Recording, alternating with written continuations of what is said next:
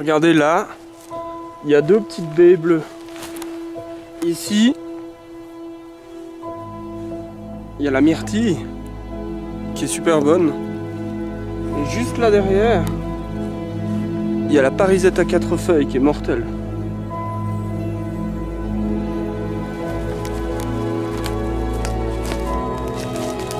Ah là, il y a du barbelé autour d'un trou, je pense que c'est un gouffre.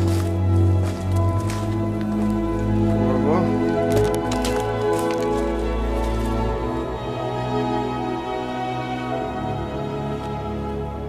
Il y a un trou qui s'enfile dans le sol. Ça paraît compliqué de tomber dedans, mais s'il y a du barbelé autour, c'est qu'il doit aller profond. J'adore les souches d'arbres. J'adore les souches d'arbres qui sont laissées dans la forêt et qu'on voit toute la vie, toutes les plantes qui poussent dessus. Et ça, en rapport avec ce que je disais sur le culte de l'arbre, en fait on voit ce qui arrive à l'arbre quand il meurt, et on voit la vie qui reprend sur son cadavre. Et donc en fait c'est exactement ce qui nous arrive nous à notre mort. Sauf que... Je sais pas si c'est à cause de notre ego, parce que je sais même pas si l'ego existe, mais... Enfin oui, on va dire que l'ego existe, comme ça simplifie ce que j'ai à dire. À cause de ce... J'aime pas dire à cause parce que c'est négatif, mais... Le fait qu'on se sente nous-mêmes, en fait, qu'on soit centré sur nous, fait qu'on n'arrive pas, qu'on a du mal à accepter la beauté de la vie qui reprend à partir de notre mort. Et quand on voit la souche d'arbre qui est morte, et qui a plein de fruits et plein de vie qui reprend dessus, ça on peut trouver ça beau, parce qu'on n'est pas... Il n'y a pas notre ego dessus.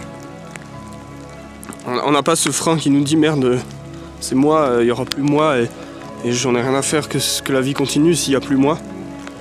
Sur l'arbre, on peut voir ce phénomène en se sortant de ce moi.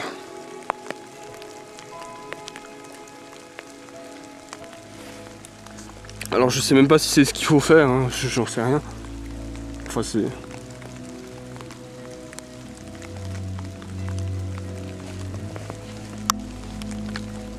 Il pleut. Il pleut. Et donc si on s'enterre au pied d'un arbre, que cet arbre prend notre énergie, notre matière, et ben quand cet arbre va mourir, il va devenir une souche d'arbre. Il y aura des myrtilles dessus qui vont grandir. Donc on peut voir la suite du processus. Ce processus qui s'arrêtera pas avant très longtemps. Enfin on espère. Enfin on s'en fiche en fait. J'en sais rien. Enfin il s'arrêtera sûrement pas avant que ça soit notre tour d'y passer.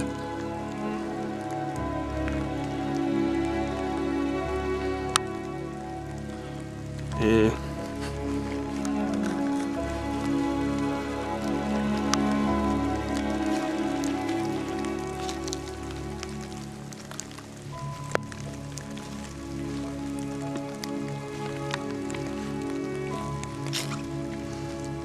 Quand nous on meurt, il se passe la même chose qu'avec la souche d'arbre. Tout d'un coup on devient un festin pour des milliers d'êtres vivants, si ce n'est des milliards peut-être, j'en sais rien. Des millions. Enfin plein d'êtres vivants. Une vie gigantesque qui nous forcément nous dégoûte parce que c'est nos ennemis naturels. C'est les choses qui veulent nous consommer. Mais quand on meurt et qu'on pourrit par terre, qu'on pourrit sous le sol, et ben il se passe exactement ce qui se passe pour la souche d'arbre qui est morte et qui se fait envahir par des êtres vivants qui la consomment ou qui l'utilisent ou qui...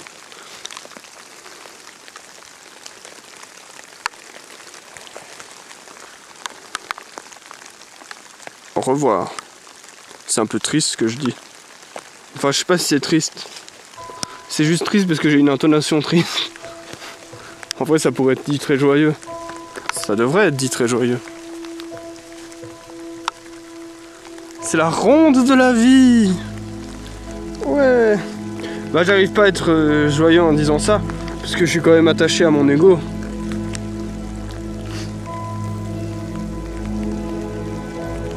D'ailleurs, si j'étais plus attaché à mon ego, déjà, je serais plus grand chose.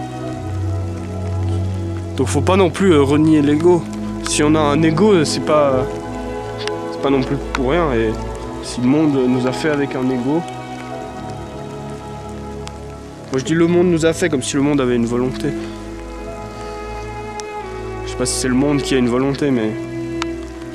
Si on a un ego durant notre vivant, c'est pas... Je pense pas que le renier c'est une bonne chose, c'est renier une évidence.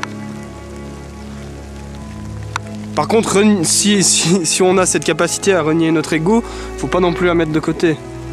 Parce que c'est pas pour rien qu'a émergé cette envie de renier l'ego pour apaiser notre souffrance face à la mort ou ce genre de choses. C'est-à-dire dès qu'on arrive à un moment et qu'on dit...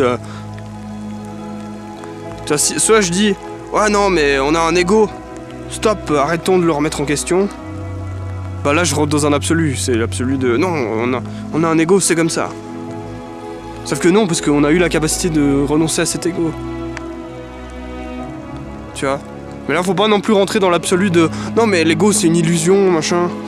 Non, le tout coexiste, tout ça existe. C'est-à-dire que le fait qu'on a un ego ça existe.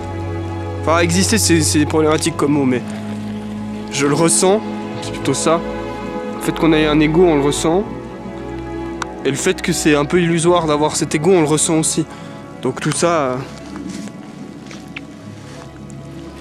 marche ensemble. Et si on renie un, il n'y a pas de raison de ne pas renier l'autre en même temps. Ou c'est plutôt, il n'y a aucune raison de renier l'un et l'autre. Il n'y a pas plus de raison de nier l'un que l'autre, peut-être.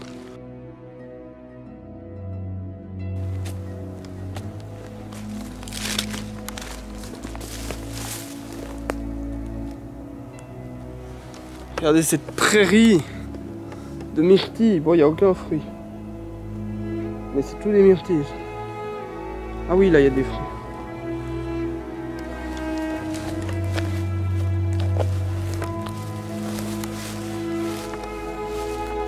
Ah, il y a plein de myrtilles. Il y a plein de myrtilles.